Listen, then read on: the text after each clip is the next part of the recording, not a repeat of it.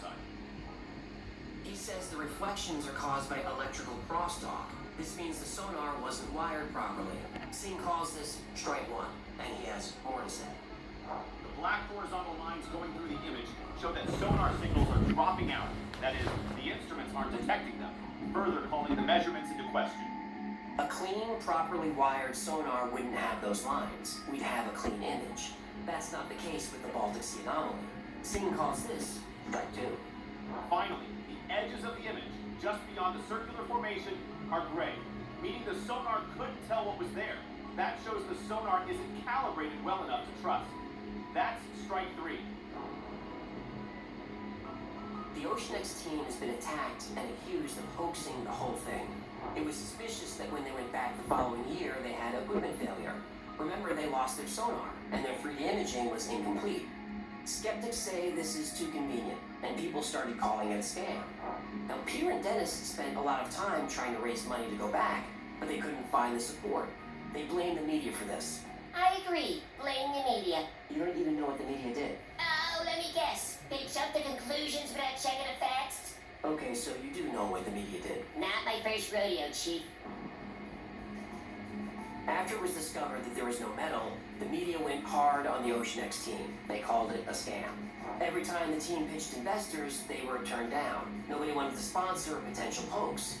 Peter has distanced himself from the whole thing. He was tired of being called a con man. Now, in defense of the guys, they did go back to the site a few years ago with an ROV, and there's more footage of it. They claim they found possible writing or hieroglyphics on the side of one of the stones. And it could be, it's too hard to tell. As of 2020, experts believe the Baltic Sea anomaly is a piece of volcanic rock that was pushed in place by a glacier. That's why there's a channel behind it. Now, everyone admits it does look strange. It doesn't look natural. But until a serious, well-funded dive team goes down there and spends a lot of time studying it, we'll never know. Dennis posted on his YouTube page just a few weeks ago that he's had a rough year with this and other projects. He had a Russian shipwreck dive scheduled, but the war derailed his plans. And he still can't find financial support to go back to the Baltic Sea object. He thinks this is a shame and a waste, and I don't disagree. Unfortunately, investors want a return on their money. The Baltic Sea anomaly doesn't have a financial upside. Yeah, unless it's one of the greatest discoveries in history. Well, it may be a great discovery, but there's no profit in it, so there's no support. That's why nobody's gone back to the moon. No profit. Nobody ever went to the moon. Look, I don't want to get into... Nobody ever went to the moon, and I'm not gonna tell you again. Promise? Don't make me fin slap you. As for Bimini Road, the mainstream view is it's a natural formation. It's just beach rock that happened to arrange itself in that way.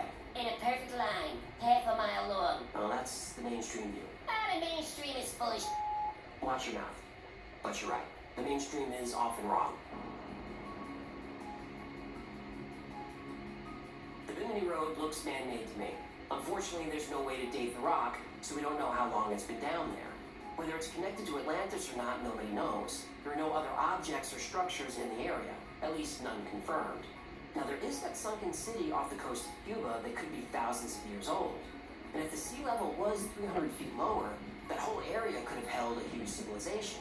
But again, no solid evidence, only speculation. I love speculation. I know you do. It's a living. The last thing we covered are underwater bases and the USOs. No, don't debunk those. I can't. Oh, thank goodness. We lose subscribers when you do that. Now, we can and should be skeptical